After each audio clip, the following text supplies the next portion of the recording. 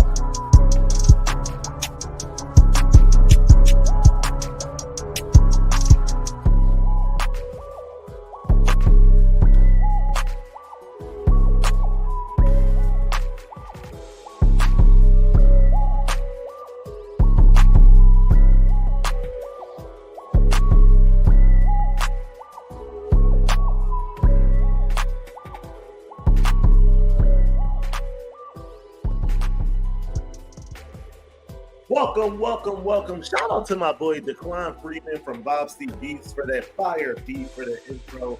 Daquan Freeman, he's no stranger to the show, man. Shout out to you for creating that beat for the show, man. Y'all can't see me backstage when the intro playing. I be jamming on this show. That's all I can do, though. But welcome.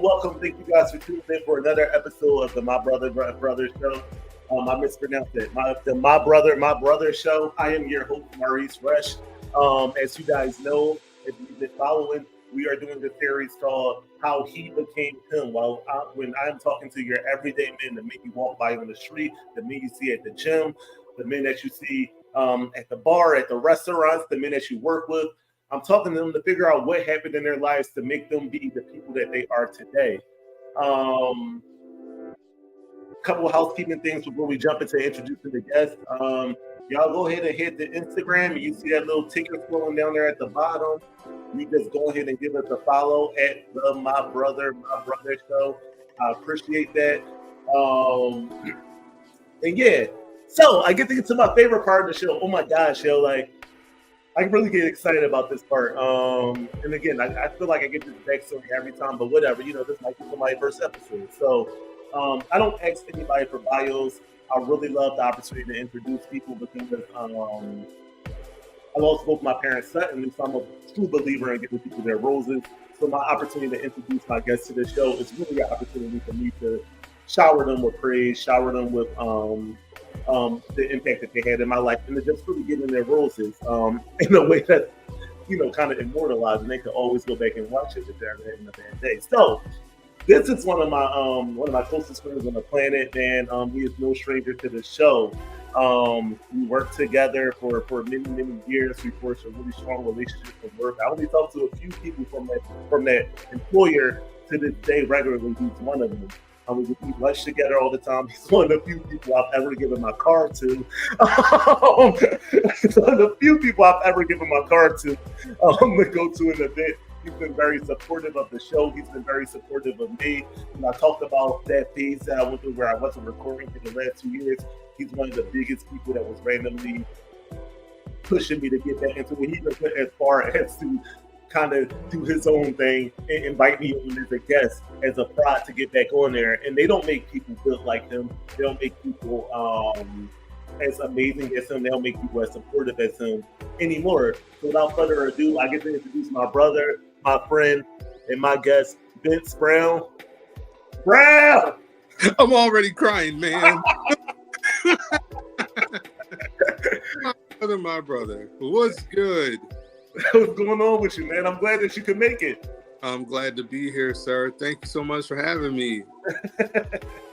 Look at that. You popped right on behind me. Look, I promise y'all I didn't time that. Oh, yeah, those are the old shenanigans that day. Oh. Y'all should go back and watch that episode. Kurt. What's going on, man? Like, I'm glad that you could make it, man. Glad you could have it, and let's jump into it. So I start off every guest with the very same first question, and then we just take it away from there. Who is Vince Brown? Vince Brown is V Brown sometimes. Vince Brown is just a simple man. He is a partner, a father, a son, an artist. Oh man, a lot of things. I'm an actor. I'm a singer. I'm a brother. Did I say that already? Yeah, I'm a Well, I friend. said you was my brother already, so Yeah. Yeah, I'm a brother. I'm a friend. I'm an uncle. I'm an ear. I'm a shoulder. I am a lot of things. I wear many many hats. For myself, for my people around me. Yeah, I just try to be of service. You know, and available as much as I can. I know there's many people in my world, but there's only one me. But yeah, I'm all of those things to many people. and so if you guys were listening to him name his title, he said he's a partner, right? And we know if you're watching this, typically when the man I ain't talking person says my partner, about business partner. We won't keep house together or run a Fortune 500. I'm talking about my man. Comfortable. Now's the time. Okay. so I think And one of the more interesting things about my friendship with Brown is, and I call him Brown. I'm sorry, so don't. Where we worked at, we went by last name. So when y'all hear me say Brown, I'm talking about Vince. One of the more interesting things about my relationship with Brown is for maybe like the first 5 or 6 months of our friendship, I don't think I knew you were gay. And I remember we're like driving home. I was driving you home one day, and you were just like, "Hey, so you know I'm gay, right?" And I was like, "Oh, okay." And then like you went into whatever it was that was going on with you, and I feel like that. I think like it was almost like that, but like, and I'll say this in the beginning, I did not. I was trying to go into like this new. Back then, it was a new job for me. I said, I'm going into this thing, minding my business. I ain't trying to make no friends. All the dumb shit that happened. Can we use profanity here? Okay. talk freely. So sorry, but sorry in advance. But I said I'm going into this new thing. I ain't making no new friends. I ain't fraternizing all that bull crap because I see where it got me last time, and no one really cares once you get in the boot from this place. So I didn't say much to people, and when we did talk, I think it was like general conversation. You was probably looking at some ass in the streets. I was like, oh, yeah. I said, oh no, That's on my show, man. Listen, we are men and we look at ads. But it was like, and I think we were having some kind of conversation. I think you mentioned Little Reese's mom. I was like, oh yeah, my partner, if you didn't know, I'm gay. My partner's at home, blah, blah, blah, blah, et cetera, et cetera. So he was like, oh, okay. But I felt like there was, there were people buzzing around and doing their little on the job gossip, like, is he, isn't he? What's going on? They thought I was like trying to get with two of the females that used to work there. That was funny. That was so funny. But I think you were one of the few people I think I felt comfortable saying because you didn't seem like you were threatened by it anyway. And being a man of religious practice and church, and I already knew that about you. I'm like, well, he's either one of the Bible thumpers and he's gonna be like really creeped out, or he's gonna say, oh, okay, God loves you, so do I. Let's 4 for 4. Right. That's what we did. Shout out to the 4 for 4. Yes, they held us down. That day before payday, that holds you down. You want your nuggets? Right. But I remember what I remember when you told me was, hey, I don't like telling people this until they get a chance to know me because I feel like it turns people away when I mention that to them. Mm-hmm. And that hurt me, right? Like, and I don't know if I've ever shared this with you, like throughout high school. And honestly, at the job, there were people who would think that I was gay. At the job, it was because I wasn't interested in them, as you told me. But like in high school, a lot of people used to think that I was gay. So like when you said that to me, I'm like, dang, yo, like that's wild that he's unable to be his authentic self because of fear of public opinion, public perception. And that has to be a hurtful piece. And I remember one time we were literally having the church conversation, right? And you're like, yeah, you know, like I literally went to my pastor and was like, I've tried to be with women. It's really not. Like, so what's my option? Do I live a lie?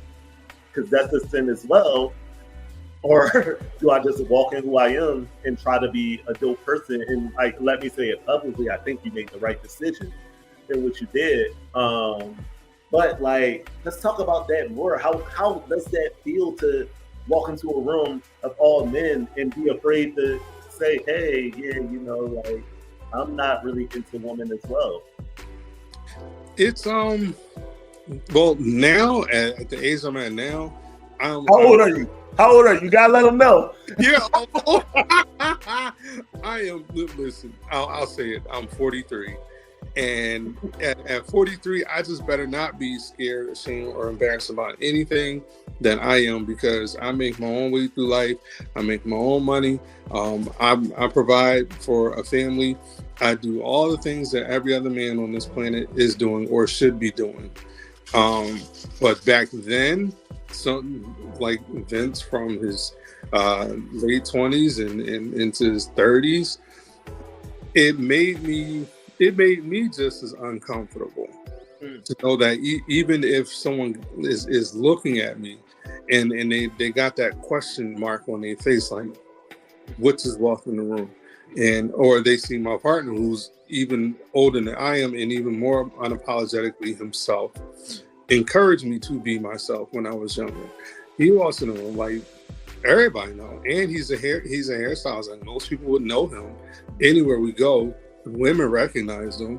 He's either done someone's hair, someone's mother hair, and everything like that. So it was like to know that when we walk in the room, it make people uneasy without even knowing that we are coming to, say, for example, a church function or an event. We always support people. We come to see people perform. We donate. We come to the cookouts and things like that. And while there may be some people who love us and they're perfectly fine, comfortable, anyone who don't know us, they're giving that side. And I'm just like, oh boy, here we go. Let me go over there. Let me go outside. So it's a shame that for anyone to have to feel that way, that they're not welcomed into a room just because this is as far as you've gotten. You haven't gotten beneath the surface. You haven't even gotten to know my name, but you already have a perception of this black man who walked into the room. Like all that went away. All that you see now is the fear all of that went away, right? No more. We have two different struggles here. So, but overall, to answer your question, like once upon a time, that did make me equally uncomfortable as anyone who may have been uncomfortable by my presence. Now I'm just like, whatever. Middle fingers in the air. I am who I am. And it gotta be tough for me because, like, I think about, and this might be a stretch of an analogy, so I apologize for this offensive in advance. I think about me when I walk into a room full of white people. I feel incredibly uncomfortable, just naturally. I feel like they automatically think I'm unintelligent. I feel like they automatically get a little nervous, like I'm going to commit a crime or I'm going to be super aggressive or anything like that. That's how I feel about like white people. I couldn't imagine, like I'd imagine what you're going through is like 20 times worse because it's not just a room of white people, it could be a room of black people, it could be a room of men, it could be a room of women, right?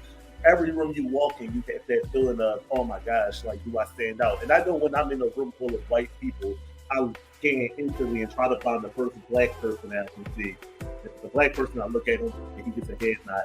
We just became best friends for the duration of our stay in this room, this restaurant, this store, or wherever. You're my best friend because if the race war pop off right now, me and you are in this together.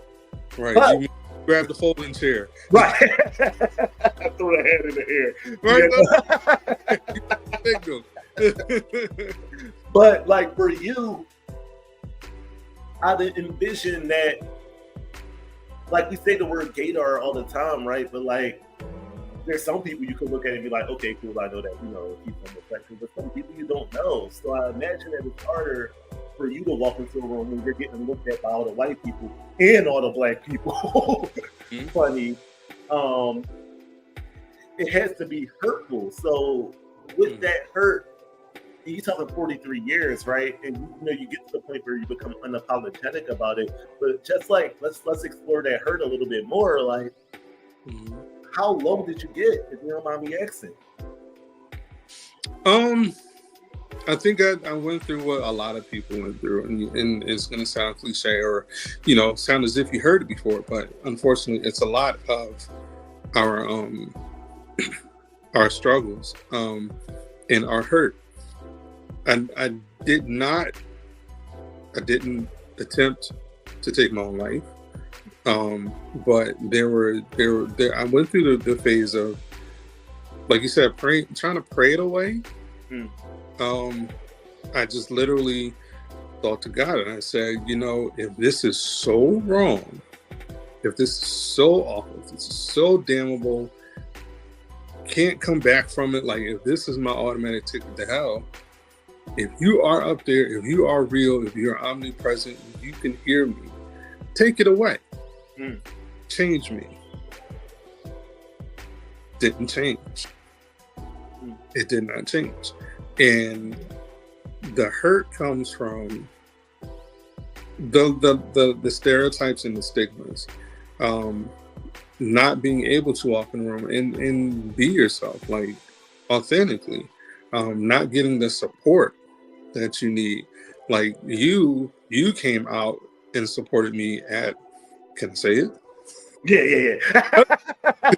So long ago. And it was only one time, y'all. One time.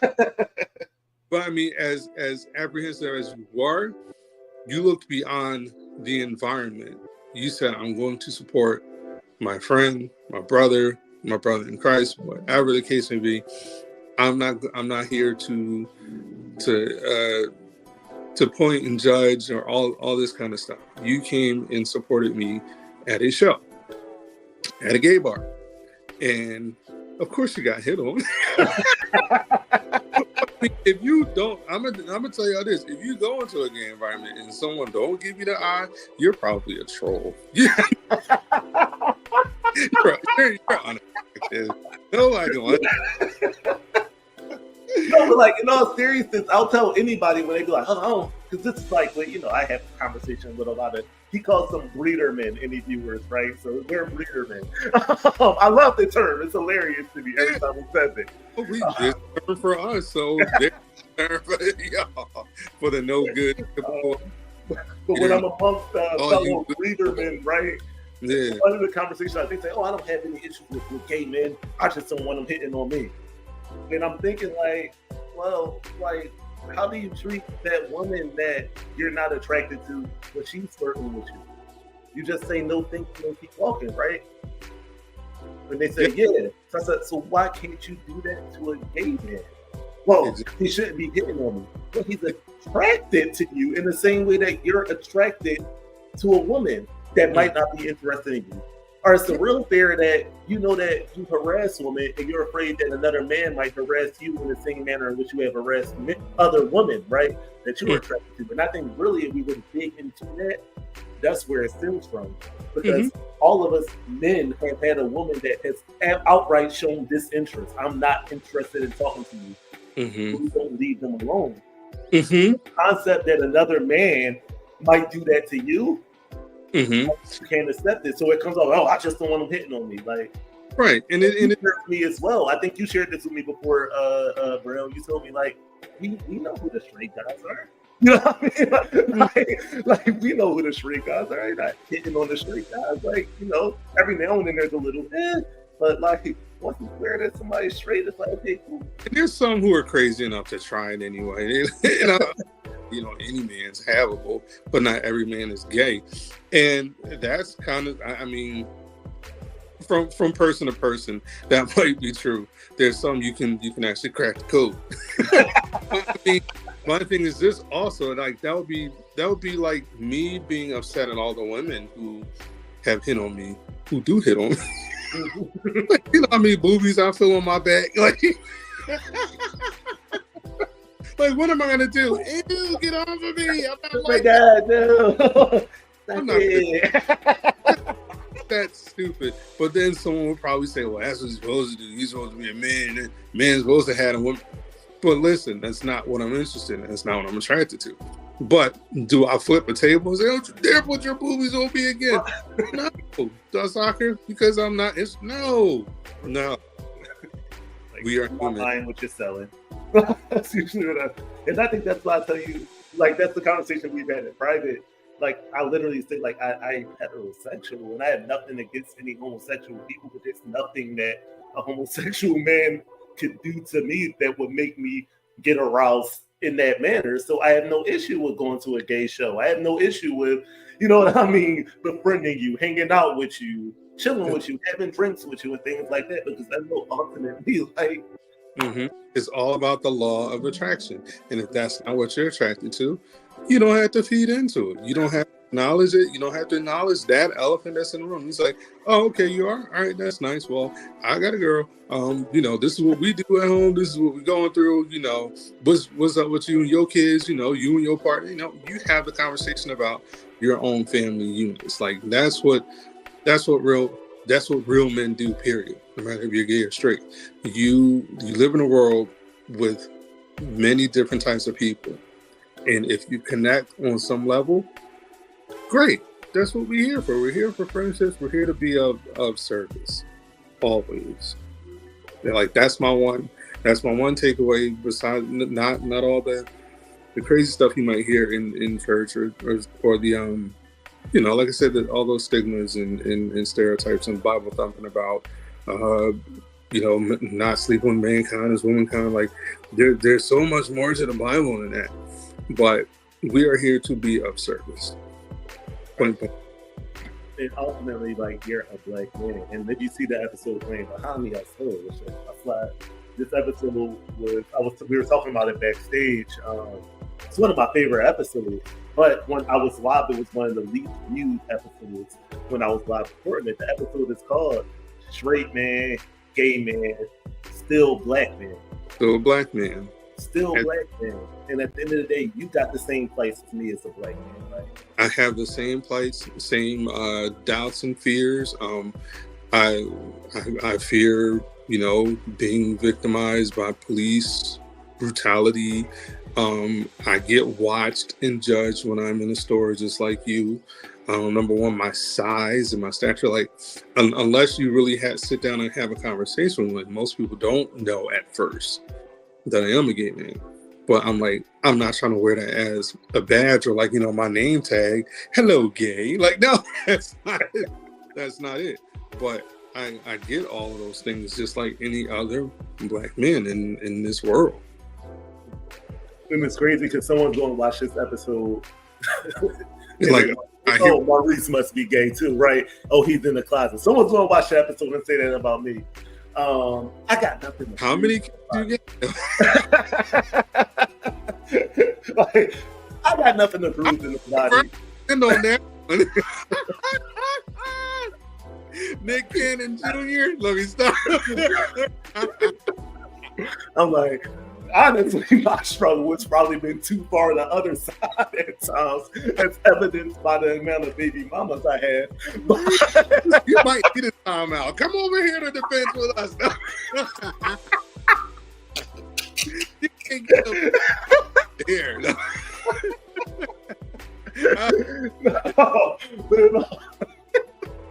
Yeah, we laughing, yo. This is a heavy subject. But no, serious. It's like you're black. Like, I know what it's like to feel uncomfortable when a cop walks by you. I know what it's like to feel uncomfortable amongst white people. I know what it's like to be in corporate America and feel like you can't get a promotion because of the color of your skin. I worked for an employer after I left our job, and they decorated literally Halloween, Christmas, Pride Month, everything. Black History Month came and went. Not one thing went up.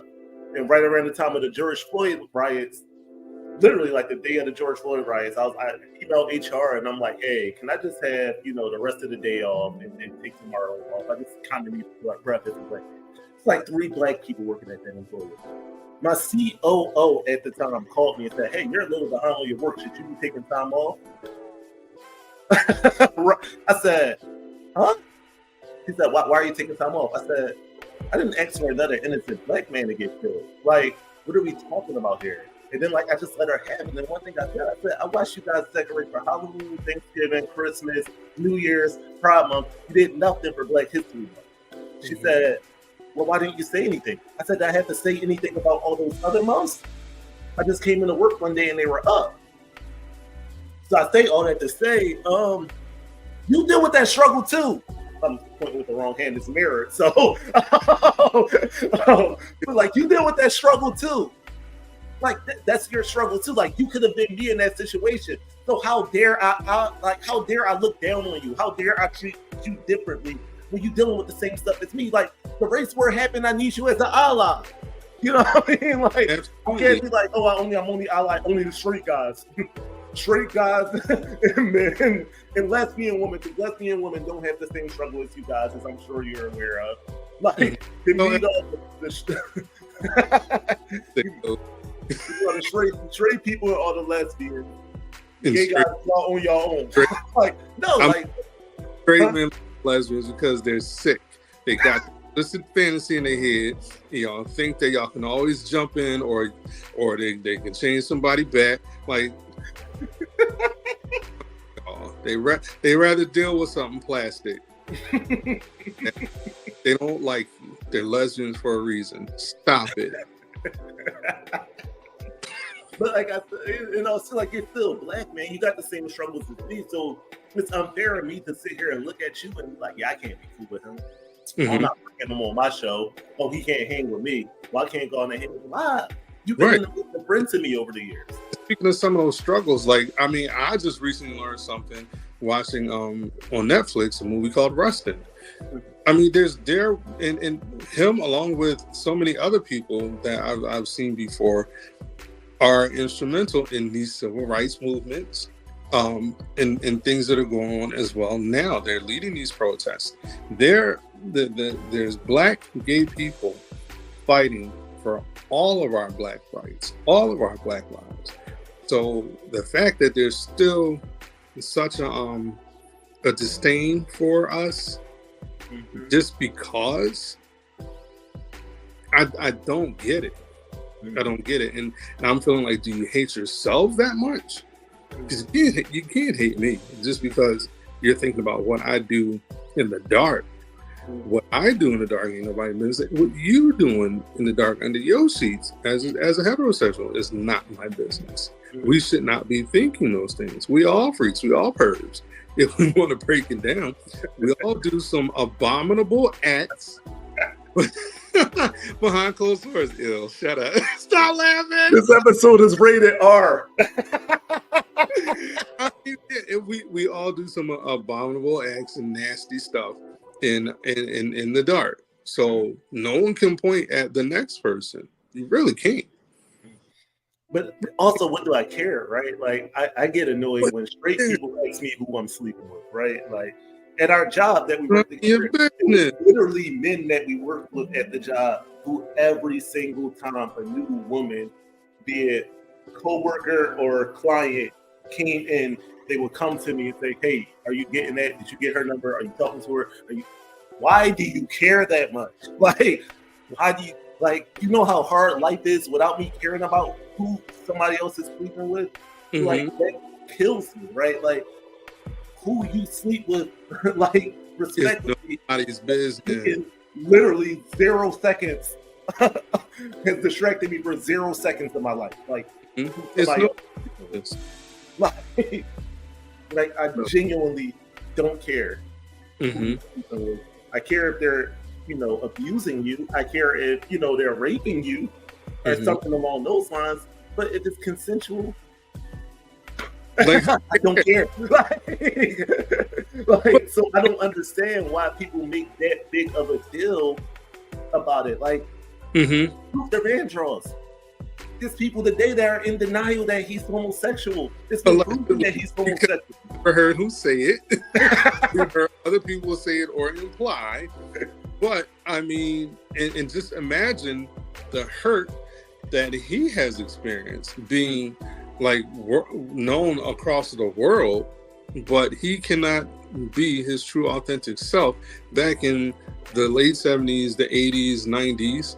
And even in like, what was the last one? He was spinning Garcelle Beauvais around in the like those were the times of his, that was a point in his life where he should have been like, you know, whoever the man was in his life, that should have been the moment. That should have been the moment. It's like now you like 50-ish or whatever. It's like you've made your millions, you made your mark in music. Now live and be your true authentic self. It would have been great. So just imagine, you want to talk about hurt, the hurt of him and whoever his partner may have been, for them to have to hide behind everything just to be a support, like it way in the back, an unknown person, while everyone else gets to prance down the red carpets and award shows with their wives and their significant others or their flavor of the week. This man felt ashamed, and that he would lose it all if he was to live his truth. Imagine it. That's some hurt. And think about, let's fast forward to today, right? Like, so there was an artist in the 80s and 90s. We're in Facebook, Instagram, TikTok, Twitter era, where literally, like, you can literally a phone touch away from looking anything up, right? Imagine having to live that way today and be that level of celebrity. To not even be that level of celebrity, right? Like, be someone like yourself that's making waves in the acting and the singing world, right? And potentially running into a record company or a deal. They're like, yeah, but you can't let them know that you're gay if you want this deal. It's wild. It is. It's like, forget the talent, forget what you're writing for other artists on this list, because he's done that as well. You still cannot go out there and in an interview or something, hold hands with the man in your life or tell anyone that you're in love. You have to continue singing these songs the way they are. Couples goal era. Like, this is literally the era of couples goal. I want to be like that couple. Michelle and Barack goals. But yeah, you can't literally been your rib through this whole journey, and you make it, and you got a house. Wow. And it's sad. There's some very prominent and successful Black gay men in the industry, and they end up, and it's not that I'm hating about it, but they're probably more comfortable with who they are, but they end up with white men. They end up with white men. These white men become their business partners as well, like their biggest supporters. They share the vision. They're out. They're proud. They're brave. And they try to fight these struggles with them. They try to support them in their cause, in the Black cause. But we don't even want to accept the help wherever it comes from. If it's not what we want or what we understand, we're reluctant to accept the help and the support. So it's a shame that we could use a Shaun T or I think Billy Porter, he just got divorced, but these are successful men who probably could not find another brave Black man to be with. So usually I would ask the question, how do you heal from that? But I kind of want to switch that up. How do you think we heal? Getting out of our own way. First step to any kind of recovery or healing is admitting the problem. And we learn this in therapy. I think therapy is helpful. I was going to say necessary, but I'll say it's helpful because it may not be the right tool for everyone. It's helped me. It's helped me heal for a lot of things. Haven't been in a while. I should be back because I need some more healing. But I mean, admitting it, facing the problems, facing your fears, facing the enemy, whether it be yourself or the people who you feel hurt by. Face them, make it known. I think that. Really, Mom? I hear what that was. This is the fun thing about recording live. I know I pre-record now, but it's still live to anybody watching it. So it's always fun to have those moments. Yes, it's time. I also think that part of what we have to do is start to have these uncomfortable conversations, right? Like, where me as a heterosexual man, who befriended you as a homosexual man, could come to this public forum and say, like, hey, look, I know you have an interest. I know you've been ostracized. You know, like, I'm sorry that there are more of us who have accepted you in the manner in which I do. And that's part of healing. That's part of the healing process. Is many people who are who stand up for us. Like we can't have enough of that. We can't have enough of that support. That in itself helps us heal those wounds. That creates the safe space for us as well. So yeah, that's one of the main things. You need support. Along with the counseling and everything, you definitely need support of your peers and those alike who seem to be the enemy. Like you said, letting me know this is a safe space. You can be who you are. It's crazy because I use this analogy all the time. Slavery would have never ended if it wasn't a white person who at some point said, "Hey, this is wrong," right? Like, it wasn't a black person who ended slavery. We love to, like, say Harriet Tubman. I know she's like the face of the Underground Railroad and all of that stuff, and like, rightfully so. Like, what she did is amazing, but there was white people along that route who she made allies with, right? Get out of slavery. So, like, when I'm having these conversations, people are, you better than me? Thank you. That's a compliment. Like, that's the goal. The reason I asked you to be on the show is because I want to prove that I'm trying to be better than you. This is what we should be doing. Like, listen, there's so much that you will find that you have in common with a gay man. Like, we're men. We drink beer. You like beer. I don't like beer, but you like. I'm a bit of a diva, by the way, guys. I've been out with him on numerous occasions. Like, he's one of those guys that you're out with. You do guys side-eye him all the time, but that's not because of his sexuality. That's more because of his personality. Wait a minute. But speaking of, like, go back to the 444. He's like, listen, Brown. When we get in here, it's burgers and it's chicken. Okay? This ain't 4-star restaurants. They're not going to be nice to you, and they're not going to give you all this extra shit. I just was like, listen, I don't need this bad energy in my food. $4 or $40. So yeah, he's dubbed me the food snob, people.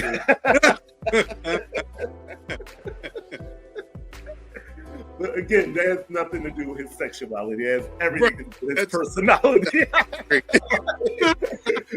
people we're laughing, but like people try to mold the two, right? Oh, well, that's because he's gay, and gay people are like this. Like, yeah, he's sassy. He can't just take it.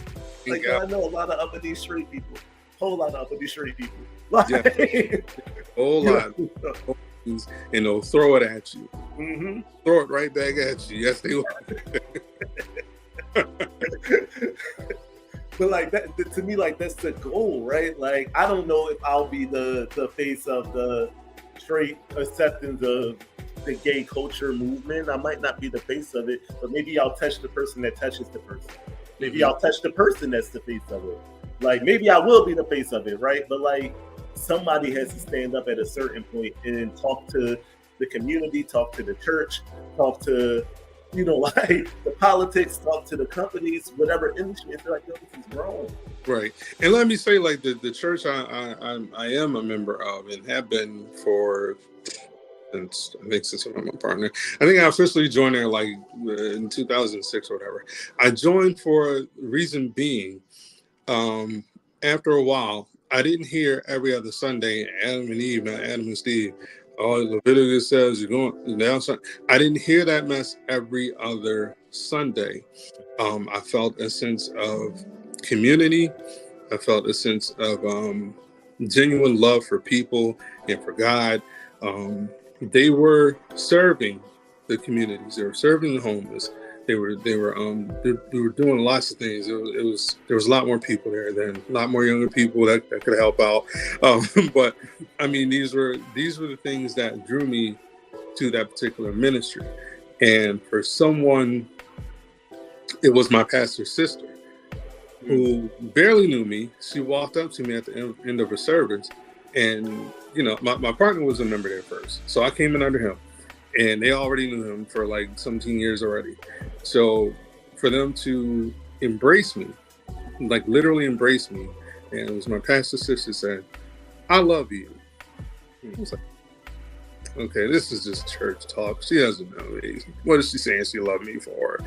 And it was like from day one, there was nothing but love. I felt like this is what God's love is supposed to be like. And what we're supposed to do and be of service, as he said. So that's those little changes like that. They stay here. So I know where I can go. So I know where I can find refuge. I can find the sense of community and family outside of my blood family. So. Yeah, I think that's the goal, right? Like that's the goal, right? Identify allies. Let your allies make more allies, right? Right. Respect is going to be tough for you to win the entire heterosexual community over, and that's why you need people like me. That's why you need the members of your church. That's why you need these people on the heterosexual side that has the conversations when you aren't around, right? If you're around, no one's gonna say nothing disrespectful to you. None of my friends would, out of respect for me, they wouldn't disrespect you in front of me. But when you're not around, they might say something, and then that's why I'm able to stand up and be like, "What you got the issue with that? What's the problem with that? Like he's cool as like that's my bro." And that's how the change in go around the room. I would love to go around a room of guys who really feel like they get the icks when he's a gay man. It's like, what's the problem for real? And I don't believe the one that's most bothered is more than likely in the closet. I just think that to be true. I just want to know why you so bothered, and who hurt you to make you this bothered by one person's presence, one person's demeanor, the way they speak. Like why are you so bothered?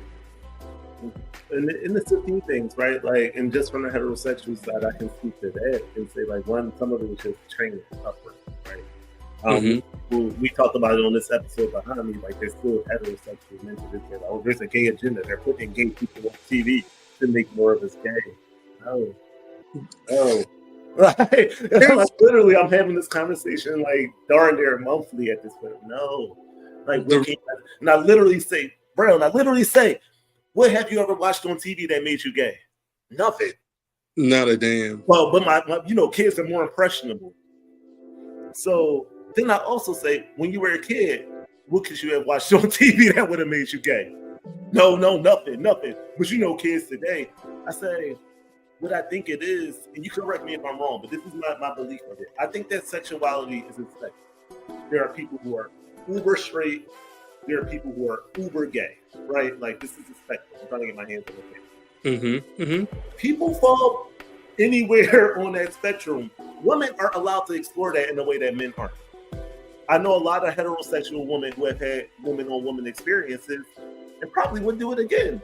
Or is this simply marry a woman and no one blinks an eye? Like, women kiss all the time. Right.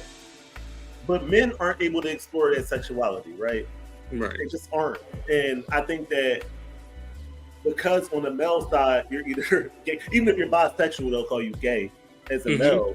I would imagine that because we aren't allowed to explore the spectrum, we go into it very much like, oh, well, if you had a male-on-male experience, you're gay. then also like there's some trauma around it. Like there's a lot of men that have been molested. There's a lot of men that have been touched. There's a lot of men that have been molested by women. There's a lot of men like who have been raped by men and things like that, right? Like, so you couple that, you couple the fact that men just aren't allowed to explore their sexuality, and then you couple the fact that we don't heal, right? Like we don't go to therapy, we don't talk about this stuff.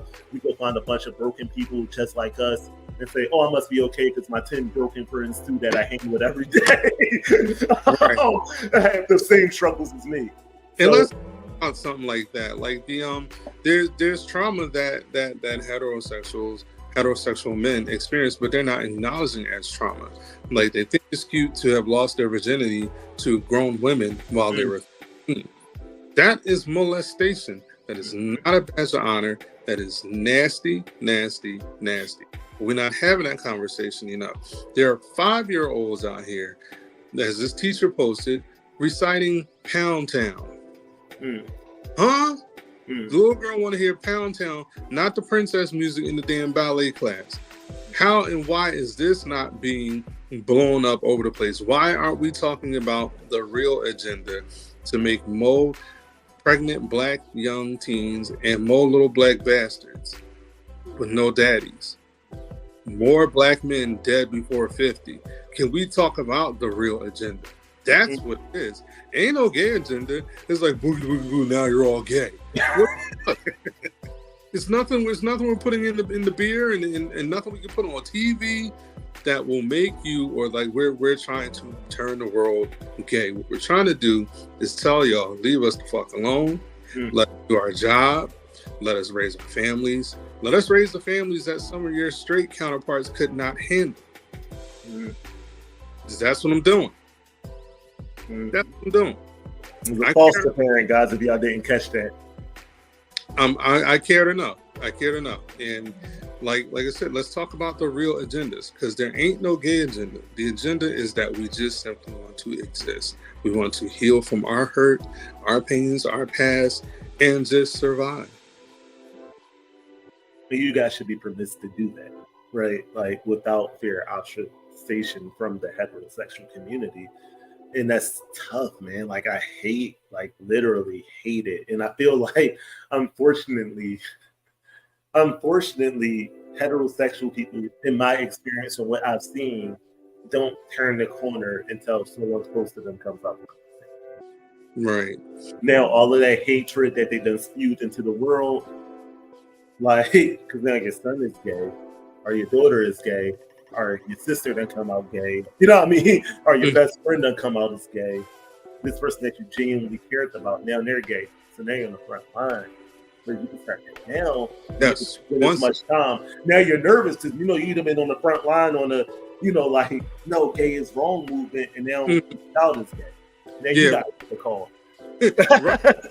But now that it affects you directly, oh well, my mind has been open, and now you know, right.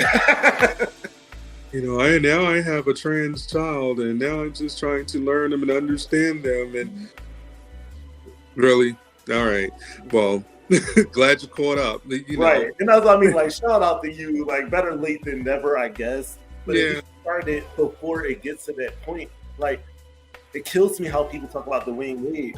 Oh, he's so wrong for them. Like, what was he supposed to do? Give his son mental trauma? Throw him out the house? Hate him? I mean, like, what is he supposed to do? Like, and I'm sorry, I'm laughing because I just always think about the dumbass who was like, "Oh man, don't cut his dick off." Don't. The dumbass rapper. I don't know what his name. Boogie, Boozy, Pussy Bottom. I don't care. Listen. No one said that he was about to cut that boy's stuff off. It's letting this young child express who he feels like he is inside. No one asked everyone to like it. No one asked everyone to understand it. But respect is due to a dog. Respect is due to a tree.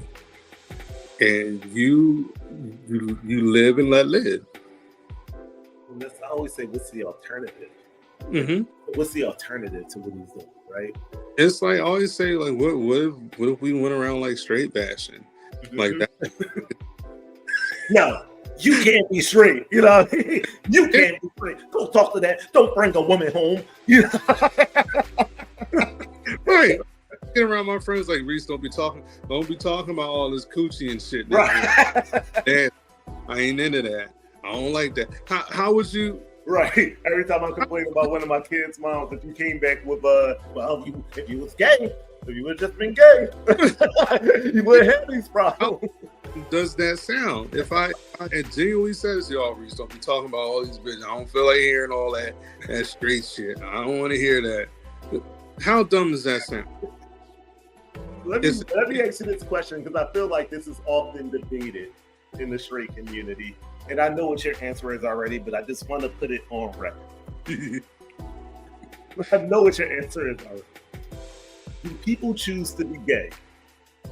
No, not all the time. Not all the time. I can only speak for myself. When I think back, I knew what I was before I knew the word.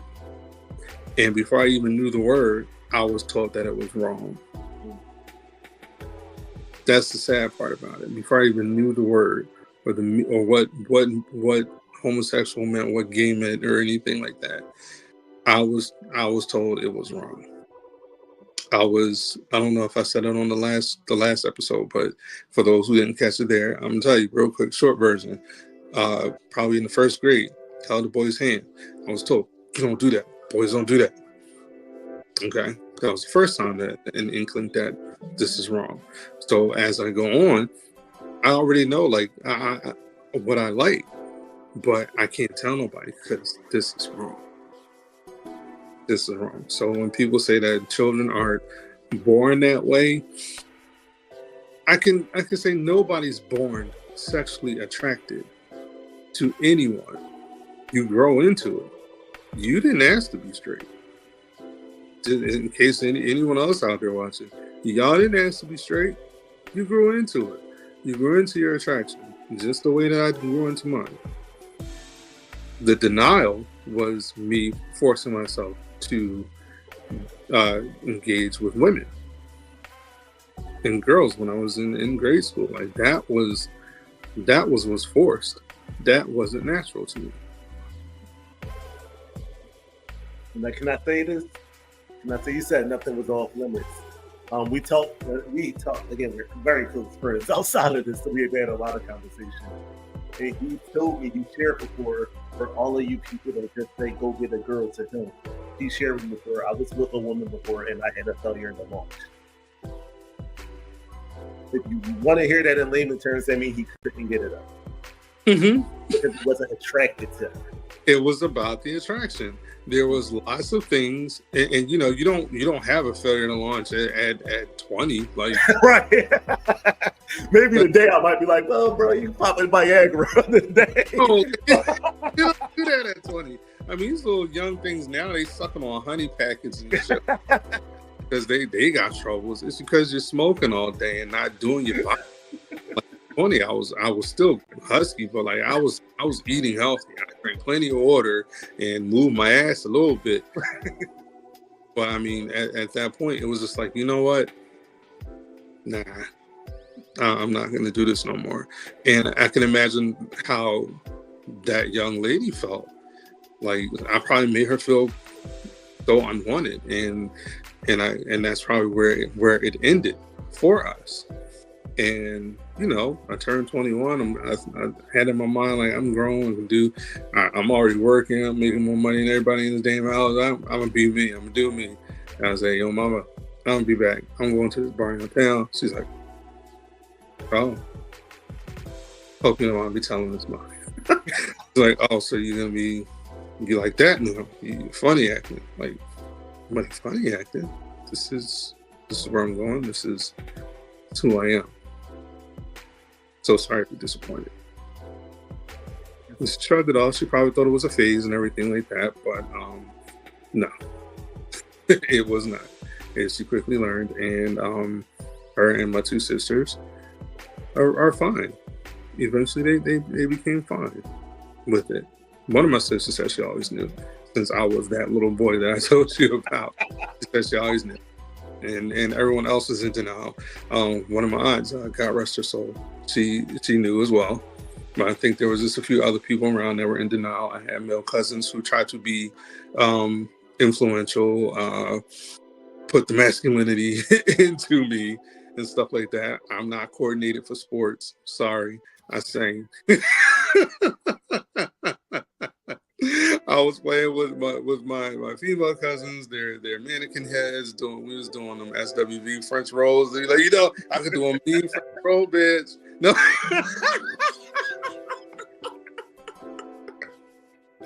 But like I said, things that's what that was. You're not born straight. You're not born gay. You are simply born, and you become who you are. And I agree with that. And again, before I go to the last question, I just want to apologize to you on behalf of the sexual community for any mistreatment, any hurt that we have caused you or your parents. So I'm glad that we can have this conversation publicly. I think that not enough people will listen to it that needs to. I think that everybody should listen to this conversation. But you're influential yourself. I see that you are very influential, and I appreciate the space to have the conversation as well, even if it falls on a few deaf ears. But like it's change. They always say change starts with one.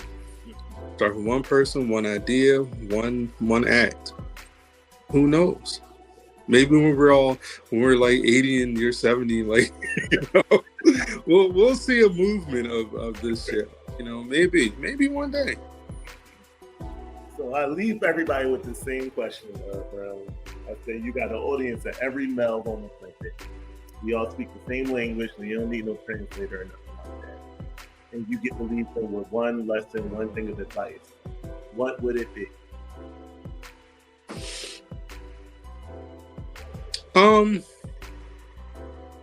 couple things I would leave people with. Even if, because there's hurt that comes from the church. If you're scared of church, I understand that. If you've been hurt by church, I understand that. If you want to abandon your church, I understand that. But do not abandon God. Continue to have a prayer life, because God is real. You may not feel like he's not a Santa Claus God. Like he ain't gonna be like, I've been good today, abracadabra. No, that's not the way God works. God works by faith and by us putting one foot in front of the other. So believe in him. And the other thing is be kind. Kindness goes a long, long way. Kindness will be remembered more than any other act that you display towards anyone. Kindness is free. Kindness is in a hug. Kindness is in listening. Kindness is in opening a door for someone. Kindness is giving someone a meal. Kindness is talking to your neighbor. Good morning. When did we stop this kind of stuff? This is why we are where we are. So, have a prayer life and be kind. One big nugget of advice that was given to me one time. I woke up one day and I kind of got more out of control than I thought it would. I posted on Facebook. Comment your name and I'll say something I admire. I'm thinking I get like 10 names, knock it out in a few minutes ago. Got like 60 comments on it. for like a good. Huh? What'd you say? I said, say that one more time because you went slow. I went on Facebook one day and I was like, I want to feel like complimenting people. So comment your name and I'll say something I admire or appreciate about you. I'm thinking I'm gonna get like 10 comments and get out of there. They got like 60 comments of people writing their name. So literally for like 3 days, I'm just on this post like, oh my God, stop writing y'all names and responding. And my older brother texted me. He said, you really responded to all of those posts? I said, well, yeah, I said I was going to do it. So, I just want to be a man of my word. He said, yo, that's really dope. People might not remember what you say to them, but they always remember how you make them feel. So absolutely. I agree wholeheartedly with that be kind, because you might not remember the words, but you'll remember that feeling. Whenever I'm with Brown, it's a good time. Whenever I'm with Reese, it's a good time. Yeah, I mean, whenever I'm in this place, I have fun. So, be kind, people. Absolutely. In a world where kindness is being frowned. Mm-hmm. It don't make you soft. It don't make you sassy. It don't, like, and can we stop weaponizing this type of stuff? Like, I don't know when or why there's women out there getting a hold of this word and using it against men who are going through things, or, you know, if they don't particularly like something you said, just because you are the woman, it does not give you the pass to go off on him every time, or like, there's a sense of entitlement. Yes, you are to be taken care of. Yes, you are to be treated as a lady and stuff like that. If you're a wife, you're a girlfriend. Yes, there's a certain level that he's to placate to your feelings and your emotions and everything you're saying. But when you're wrong, and he lets you know you're wrong, or if you hurt that man, don't go calling him sassy because he told you about yourself. Check yourself. Maybe you are out of pocket. Maybe you didn't have to say all that you said. Let's stop this, because y'all running good men away and they're coming to our side. No, let me stop. That's part of kindness to me, though. Like being able to apologize, right? Like being accountable, right? Like literally, this past Friday, I took my children. You know, I got one boy and two girls. I took them to the light show, one of those drive-through light shows out in the county. And my son, he's on the spectrum, as you guys know. This is actually an autism hoodie. I didn't want to announce it at the beginning because I wanted people to think it was a rainbow under. You know, I was thinking, but people know. That's but you had to sit through the whole episode to get that. This is your reward if you sat through the whole episode. This isn't a pride hoodie, people. Autism dad. But he's like petrified of SpongeBob. Like literally, like I don't know where it's from. He's petrified. So we're going through the light show, and I look to the right, and it's a big light display of SpongeBob. Oh. Oh no! So, I didn't see him though. I didn't see the SpongeBob thing. My middle daughter saw her and saw him and was like, "Oh, Daddy, that's SpongeBob! That's SpongeBob!" So I glared at her because I didn't see the SpongeBob, and I thought she was trying to be smart because she knows that he's afraid. So I glared at her, and I was like, "Why would you say that?" Like angry. And then like I see him. So like the next day I'm talking to her, and like I've implemented this thing with my middle daughter where before I drop her off to her mom, I always ask her, "What can I do to be a better father to you?" So I asked her. She'll be 7 in a few weeks. Actually, by the time this episode drops, she'll be 7. But I started asking her, "What can I do to be a better father?" And she says, "Well, Daddy, you know, you always ask me this, and I always say nothing." And I said, "Well, you can tell me anything." She said, "Well, actually, sometimes you yell at me, and I don't like that." I said, "Really?" She said, "Yeah, like when I said SpongeBob, I know Reese is afraid of him, but like I forgot in that moment, and then you looked at me and it hurt my feelings." I said, "You know what, Princess? I apologize. I was wrong. I'm sorry. If you don't want me to yell at you that much, I will get better." That's being kind, right? That's kind. Too many people get caught doubling down. I hate people who double down. Like it really grinds my gears. And I feel like I'll go for another hour if I get too on this, but it really, really, really grinds my gears. If I come to you and say, "Hey, Brown, you did X action, it offended me." And you shrug and say, "Oh, well, I'll do it again." Like, that grinds my gears. And that's the kind of world we live in. Really just say, "My bad." Like, half the time it wasn't intentional. But although it wasn't your intent, like, lack of intent doesn't absolve you from apologizing. Like, if I didn't mean to offend you, I still offended you, so you're still owed that apology. Hey, my bad. I'm sorry. I didn't mean to do that. Here's what I was trying to do, but I do apologize. A man, and that makes a woman. Accountability makes you more of a man than anything. Accountability. Yeah. I'm gonna go. Let me end this episode before we keep going, because man, that's gonna get me. See, I'm getting worked up thinking about it. I'm gonna have to take 10 after this episode and pour myself a shot of Henny or something. I'll come back too, because that really grinds my gears. Like, the lack of apologizing, the lack of kindness in today's world is hard. It's sickening. Yeah. So that, like I said, that's my thing. Just be kind. Like we can start there. Mhm. Pray and be kind. That's it. Let me take Goose out real quick because I'm worked up from thinking about that. And y'all can't see, I have two really big lighting fixtures shining on my face while I'm doing this. So the fact that I haven't sweated yet is like impossible. I also have the heat on, and I'm wearing a hoodie with a long sleeve shirt under it. All cap is like I said, I ain't trying to scare people. Can I show it on the camera? I shouldn't put the BD. Look at that big light right there shining on me. Like, that's a big light shining on me right there. I'm doing this.